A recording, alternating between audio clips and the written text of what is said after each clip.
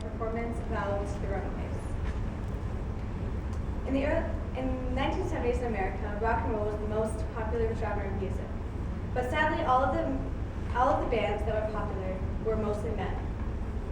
So in 1975, singer-guitarist Joan Jett, drummer Sandy West, and music producer Kim Fowley started the first all-female punk rock band to be successful to tour the world and put out 4 studio albums. They encountered many problems in the male-dominated music industry, especially with taking issue with climbing to the top and taking their rightful place. They encountered many people who hated what they did and tried to stop them at all costs. And they also explored explicit lyrics and new types of music and inspired women and girls everywhere to pursue music and become successful in it.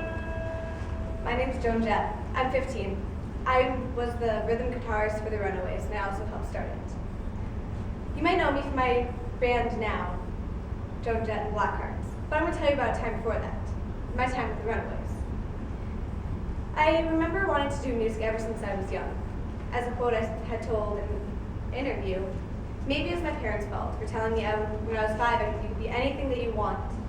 Other girls can give up, I get it. People can be rude. I feel like I was in it for life. In the 1970s, men controlled the rock industry, which made it really difficult for us to climb to our rightful place. We wanted to be looked at just the same as the men, but it was really hard considering we were 5 teenage girls. I remember that night in the summer of 1975. I was at Ronnie Bencheimer's English Disco Club when I was approached by a strange man in a bright orange suit. His name was Kim Fowley, and he was a music producer. He'd asked me if I'd play any instruments, and I'd been playing guitar for only a little while, but decided, yeah, why not? He invited me to jam with the drummer he'd already recruited. So I did. I got on 3 buses and traveled from the valleys of the coast of California and met the girl. Her name was Sandy West. We jammed to Susie Quattro hits in her garage all day, and I called Kim and showed him our progress. He thought it was so great. He called up a bunch of other girls and had a bunch of auditions. Finally, we got our members: Jackie Fox, Lita Ford, and our front woman, Cherie Curry. We started rehearsing in this really small, crappy trailer, but I mean, it was a place to play, so we weren't really complaining. And Kim had trained us to be hated. He would hire people to come in and throw paper and trash at us just so we could learn how to dodge it with our guitars and fight off the crowds. The more popular we got, playing house parties and opening for local bands, the more hatred that followed us.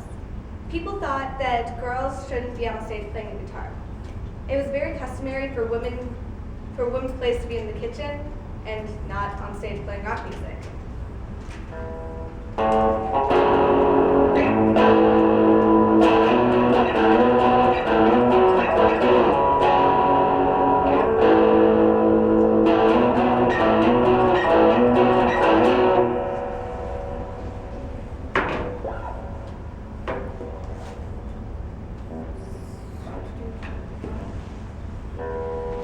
My name's Cherie Curry. I became the front woman of the Runaways at age 15. I remember that night I was at the Sugar Shack when this man approached me, Ronnie Bencheimer. He had owned another club on some other part of Los Angeles.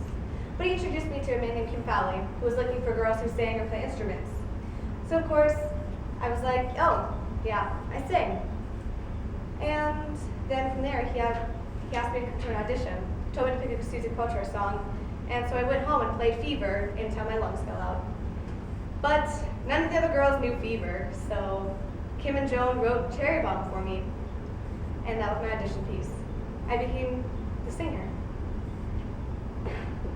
Becoming popular was very hard, especially for being teenage girls. We were shown as jailbait by Kim to the media, and he even told me to wear a corset and garters on stage to convince sexuality we had to produce. We even had issues with other bands we opened for, like Rush. They were the worst. I remember one concert, I said this in an interview, they were sabotaging our equipment, throwing papers on stage. I jumped off Sandy West's drum riser and 6-inch platform heels and hit a piece of that paper and slid almost into the orchestra pit, which would have been a drop ceiling down into wrought iron.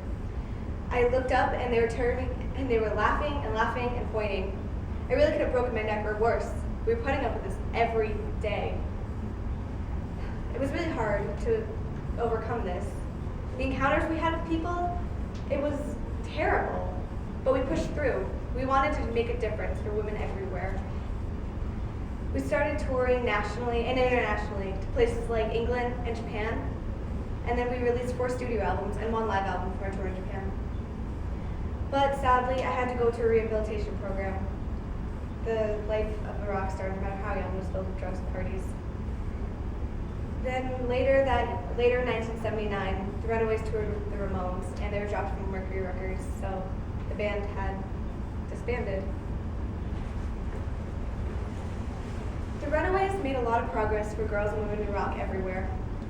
They showed that with the perseverance, you can push through anything.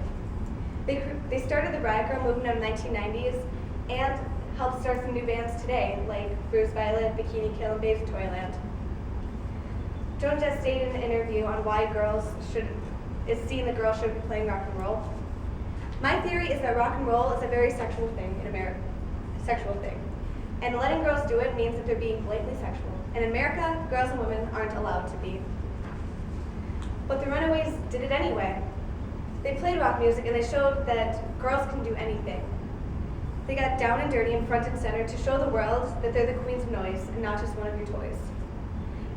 Their exploration of new music, encounters with the rudeness that people showed them, and their exchange of new ideas and being an inspiration to girls everywhere shows that they matter. They're a part of history that can't be replaced. And I, for one, am very glad to have these women pave the road for me to walk on to where I am today.